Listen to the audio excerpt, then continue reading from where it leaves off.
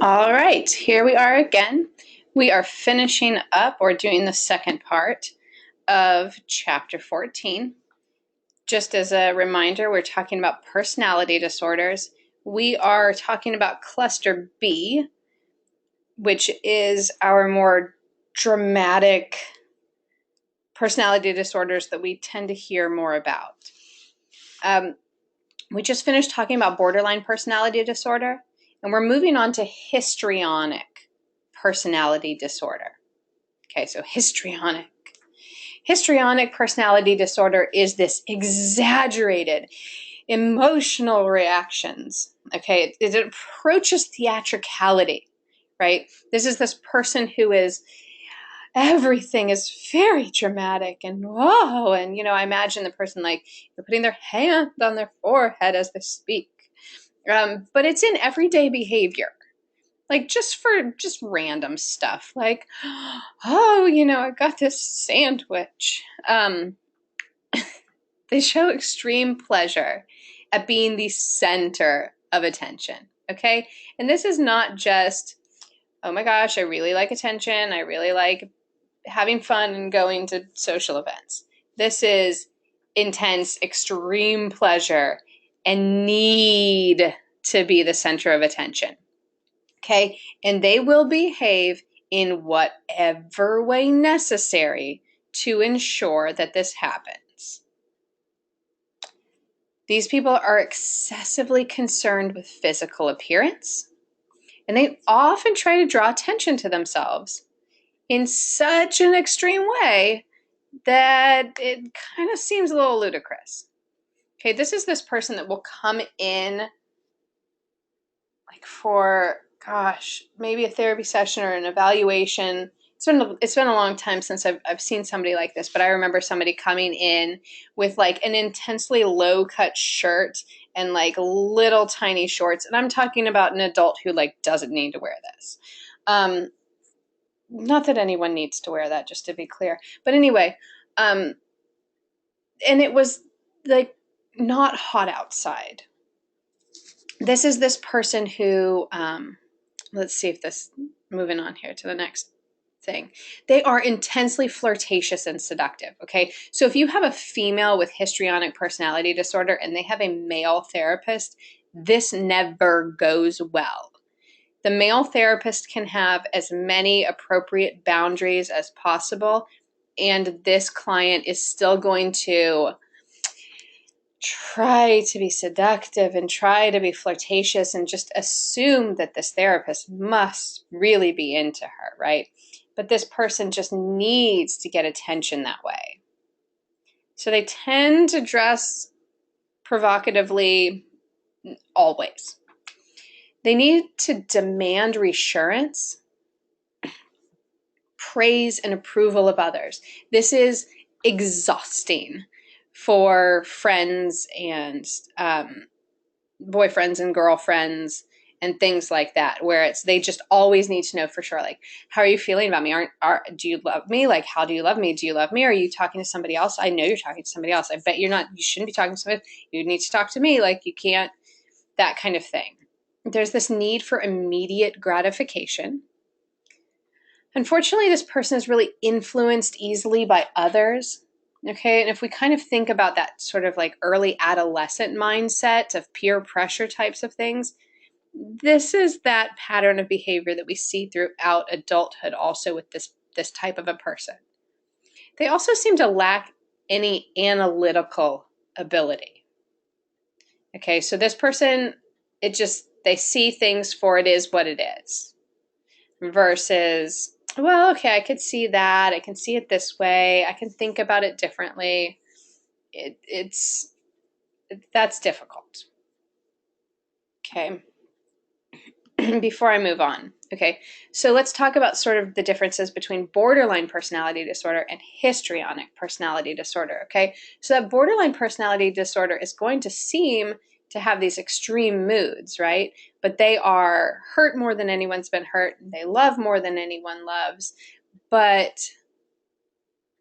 they may seem extreme out in public sometimes, but it's not the same as histrionic. Histrionic is just that dramatic, flirtatious, seductive influence, need for reassurance, versus borderline personality disorder to me seems like more difficult emotionally to deal with and more hurtful emotionally to deal with for the person.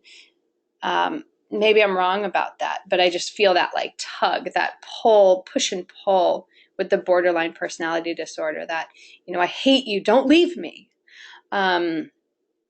Versus the histrionic personality disorder is just kind of the one way. All right, moving on. Now, narcissistic personality disorder. Most people can think of someone that has this disorder, or at least traits of this disorder. Okay? There are people who act narcissistic but don't necessarily have it as a personality disorder. Okay? Narcissistic personality disorder is one that's primarily characterized by an unrealistic, inflated sense of self-importance and a lack of sensitivity to the needs of other people. So this person not only thinks that they are the greatest at this and the greatest at that and the best at this and the best at that, they also think that other people are stupid and other people don't know what they're talking about and other people are just wrong, and other people are just sad and other people are just dumb or whatever it is. And I'm going to tell those other people that they're sad and stupid and dumb and whatever it is because I need people to know. And that's it, right? Most of us stop and think, gosh, that person's really irritating me. Or gosh, I really disagree with that person. But you're not going to go and get in their face. You shouldn't go and get in their face. Or, send them a message or whatever that says, hey, I think you're a big freaking idiot and I think you are stupid, right? Right. Okay. Don't do that. If you want to express your opinion to someone, you may think about productive ways to do that. Someone with narcissistic personality disorder does not care if they hurt someone else's feelings. They don't think about other people's feelings. They are very, again, egocentric. This person has such a sense of entitlement. It's that entitlement. And it's the entitlement that hurts other people emotionally and just makes other people not want to be around them and not listen to them.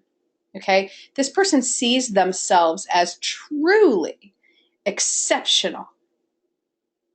They tend to set their personal standards unrealistically high and being satisfied with nothing less than perfection. This is an individual who tends to maybe move from job to job or from different pieces of their job within their job because, they didn't get along with this person because that person was stupid. Or they didn't get along with this boss, but that's because that boss was jealous of them. Or they didn't get along with this other boss, but that's because that other boss did not understand how amazing they were. Or they didn't get along with this person because this person was threatened by them, right? This is what's happening in their head, that is. This is also somebody who typically has been married more than once, right? Because they enjoy the, quote, perfect person as long as that person is telling them how awesome they are. As soon as that person does not find them 100% awesome anymore, that other person is stupid and pathetic and, not hot after all, or whatever people say, right?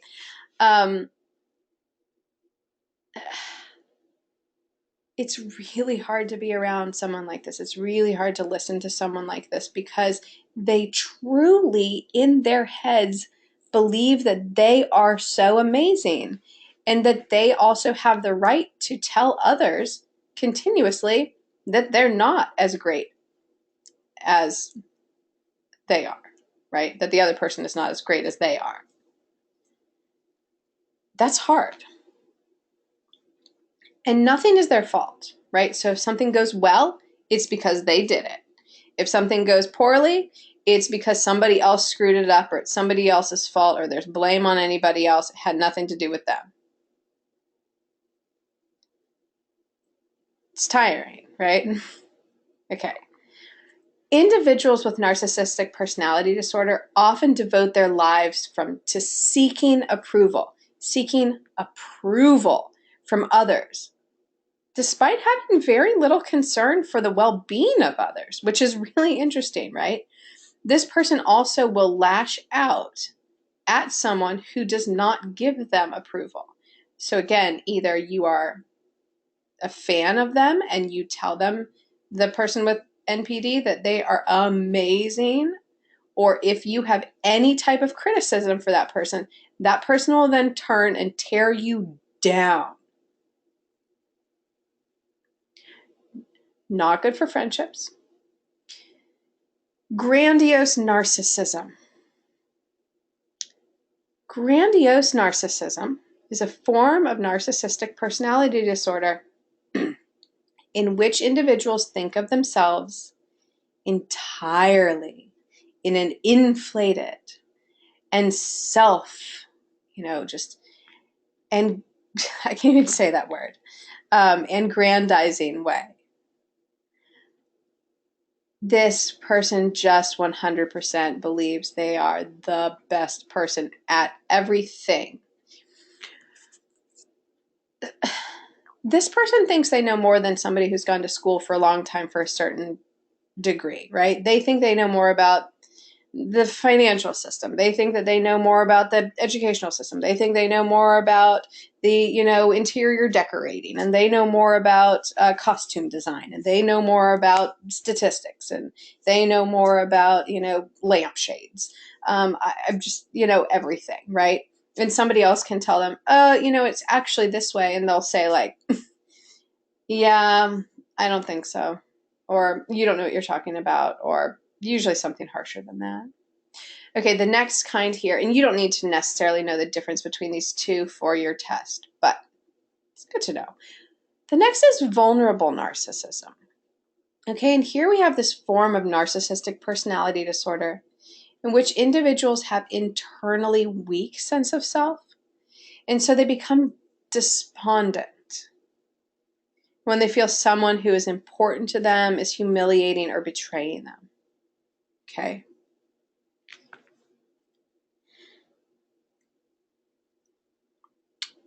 So, theories of narcissistic personality disorder. Freud, as usual, as he has theories for everything, is that this person is stuck in their early psychosexual stages. Well, okay, there's that. The psychodynamic, so interactive, relational perspective would be that this person just lacks empathy. And there's that, right? This person does not experience empathy for others. Again, if you know someone like this, you can imagine how difficult it would be to be one of, their spouse or one of their children, or have to work for them. Cognitive behavioral would say, this is somebody who has maladaptive ideas. This is somebody with, grandiose ideas that clash with their experiences of failure. I mean, we all have experiences of failure in some ways, right? That's healthy. And we should be able to stop and say, gosh, that's not my skill. I'm going to have to move on. Or like, wow, I could have done that better. Or I could have said that better. Or you know what? I'm sorry, that came out wrong. I shouldn't have said that. Here's what I should have said instead. That was a mistake. I apologize for that. Someone with narcissistic personality disorder is not going to apologize for something they've said or something they've done. They may say, oh, I'm sorry. I'm sorry if you got your feelings hurt. I'm sorry if you whatever, right? Right? I'm sorry if you misunderstood. That's not a real apology. This person doesn't apologize in a real, genuine way. Okay.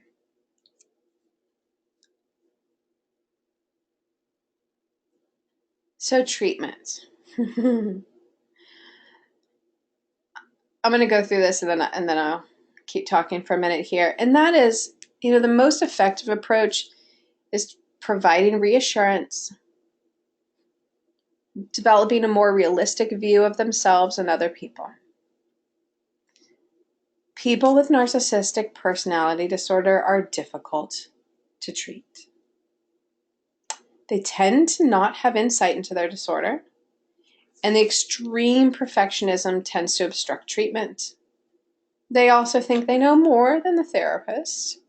They also don't tend to choose to come into therapy. They tend to come in if they say, well, my wife said I had to come in. Or they'll come in because as a couple because their wife or husband is being difficult and they want the therapist to fix the other person. Okay.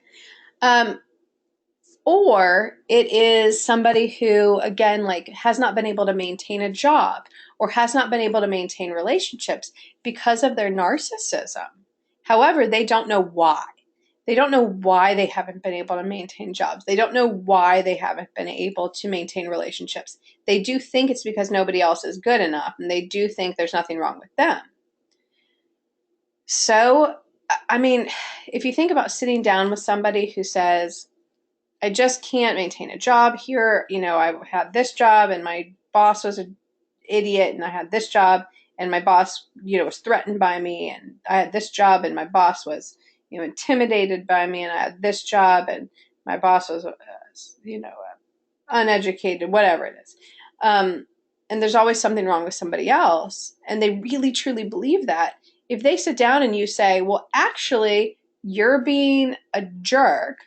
Or if you sit down and say, well, actually, you did a bad job at that job and that's why you were fired. Well, they're going to hate you and they're going to either never come back or tell you why you're wrong or retaliate in some way that you don't really want. So, interestingly, we tend not to try to change their perspective on it, but more try to teach them tricks or train them how to function better in society. Okay, so by that I mean, I may say, wow, I'm really sorry that your bosses have been very difficult. That's got to have been very frustrating to have people that, felt those different ways about you. They're like, oh yeah, absolutely, right? Say, but, the thing is, if you're going to have a job, let's talk about how you can talk to somebody who feels intimidated by you, right? Let's talk about how you can interact with somebody who is just not as smart as you. Let's talk about what you should and shouldn't say, even if you're much smarter than them, or even if they are, think you're just going to end up taking their job because you're so much smarter. And of course, saying this all in a genuine way, because the idea is still that we genuinely want to help these individuals, and we genuinely want to help the families that have to deal with them. So teaching them how to speak to their daughter in a more kind way, even if she is making the biggest stupid mistakes ever, right? Whatever. Teaching them how to basically interact with others. Okay, I think I've said enough about that. I think you should get my point at this point, right? Okay, our last cluster of personality disorders here. Now, these are more of the anxious, fearful, restricted personality disorders. Our first one is avoidant personality disorder. This is a personality disorder in which people have a low estimation of their social skills. They're fearful of disapproval. They're fearful of rejection. They're fearful of criticism. They're fearful of being ashamed or embarrassed. Okay, this is somebody who you may at first be like, oh, they're kind of shy. And then you're like, oh, they're actually like a recluse. Or they are intensely avoidant of situations where they have to interact with others, but in a personality trait way. People with avoidant personality disorder become extremely sensitive to rejection or interpret the most innocent remark as criticism.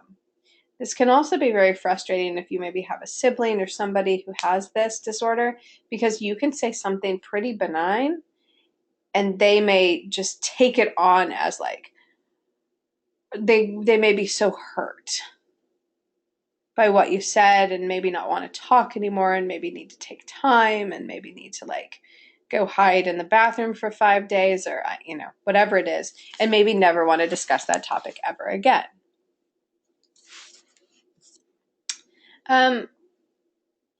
We say that maybe this is somebody who is hypersensitive to parental criticism, that they feel unworthy of other people's regard. These people expect not to be liked. Okay, so this is somebody who goes out, who assumes that people aren't going to want to talk to them.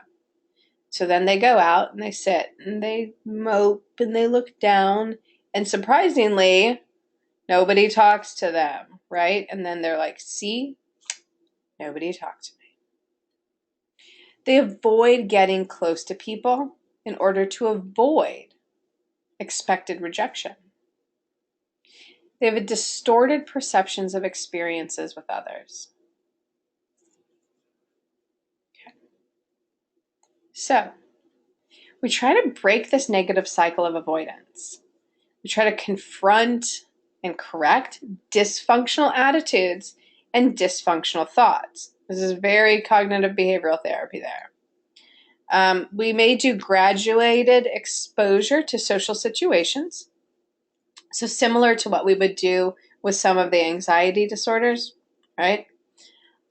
Learn skills to improve the chance of intimacy. So again, learning to understand, like when somebody says this, maybe they meant it in this way versus you assumed they meant it in this way. I often have people come in that will like read me text messages and they'll say, well, listen to what she said, blah, blah, blah, blah, blah. And I'm like, or maybe she said, da, da, da, da, da. Of course, there are words in there when we talk. But if I change the tone of my voice when I read the same text message, it means something very different. Often we read text messages in the voice of the way we are feeling in the moment, which means if you're not in an awesome mood, don't read text messages. So, things like that, sort of relearning those skills. I also, sounds silly, but I often talk about posturing. Simply like putting your freaking shoulders back. Like stick your head up a little bit. Not too much, not narcissistic-y, but just enough to where you walk by someone and you say, hi, and then you keep walking. Versus looking down, feeling like your shoulders are down, feeling like you're showing people that you don't want to be spoken to. Right? And maybe we talk about posturing to get rid of that. Maybe we talk about posturing or facial expressions so that people don't think we are coming off as cold or unpleasant. Those types of things. It's amazing how differently we will feel when we walk out somewhere and we interact with somebody else in a positive way, whether we know them or not, and they respond back in a positive way. That makes us feel better, even if we're faking the first part. Like, even if you're in a bad mood, you go out instead, you're like, hi. When somebody responds back to you positively, it then in turn makes you feel a little bit better. It's silly. I don't care if it's silly. It works really well. All right. Next is dependent personality disorder, clingy. Okay. Individuals with this disorder are strongly drawn to others. Okay, this person is extremely passive and extremely clingy. This person tends to cling to other people to the point of being unable to make any decisions on their own. Research on personality traits of individuals with this disorder suggests that they have unusually high levels of what we call agreeableness. If you go way back to when we talked about different testing, one of the personality tests is the NEO-PI. One of those scales is agreeableness. So people with this disorder, they're very agreeable to a place where it bothers other people. If you've ever, you know when you have that conversation with somebody else and you're like, where do you want to go to eat? Well, I don't know. Where do you want to go to eat? Well, I mean, I don't know. Like, I don't even care. Like, what do you want to do? And you're like, oh my gosh, you could never make any decisions.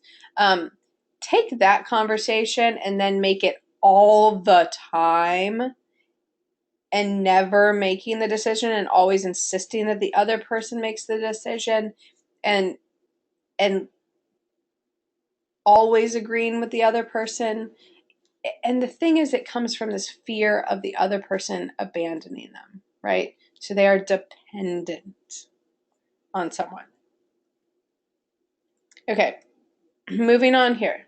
So this one's a little confusing because it sounds like a different disorder, right? So this is obsessive compulsive personality disorder, not to be confused with obsessive compulsive disorder, right? Okay. If you remember obsessive compulsive disorder is when you had obsessions, thoughts, and compulsions, behaviors that you did, like I need to turn off the stove. I need to check if I've turned off the stove. I need to check if I've turned off the stove 5 times, and then I can leave the house.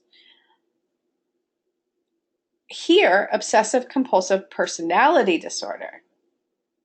This is a personality disorder involving intense perfectionism, an inflexibility that manifests itself in worrying, in indecisiveness, or behavioral rigidity. Okay, this person does not deal with change well. This person does not deal with things that are on tables that are not exactly where they think they should be or how they should be.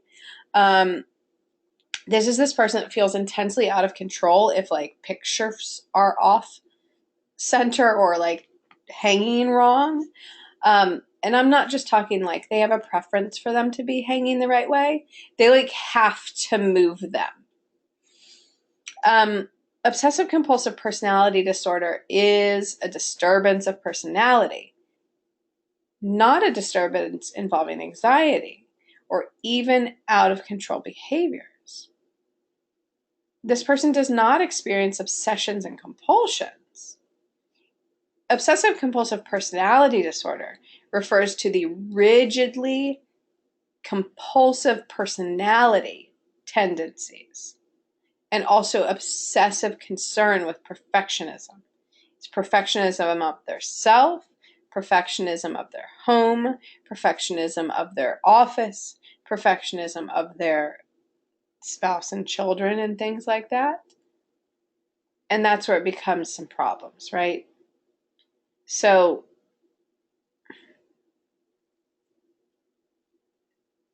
it's a personality disorder. So it's compulsive personality. I hope that distinction makes sense. If it does, I'm going to move on here. If it doesn't, please go to your book and read more about that, just so that you kind of get the difference. Okay. Often people with obsessive compulsive personality disorder will be like, I'm OCD. Well, you're OCPD. Oh, but okay. All right. The interpersonal relationships of people with OCPD also suffer due to their difficulty understanding how others feel. Okay, particularly when those feelings differ from their own. So, other people do not understand how somebody cannot be a rigid perfectionist like they are in their particular ways. The word obsessive and compulsive, as applied to the personality disorder, have a different meaning than in the context of OCD, which is just what we said on the last slide, basically. Okay, it's rigid perfectionism. As always, we love to end our presentations with our biopsychosocial perspective. There's a mix of long-standing personal dispositions and behavior patterns. Disturbances in identity and interpersonal relationships exist with these personality disorders. Like I said at the beginning, you can feel personality disorders. Again, I get that that sounds weird, but if you've ever been in the room with or had a conversation with someone with a personality disorder, you know what I mean. And that is, it's uncomfortable, it's awkward, it's tiring. It's tiring to have a conversation with somebody that has one of these issues. There's a lot of different personality disorders here. What I want you to do is know the differences between each one. Okay? Or at least be able to kind of, if somebody said, oh, what's this disorder? You could tell them a little bit about it. Okay. That is all. I will see you next chapter. Goodbye.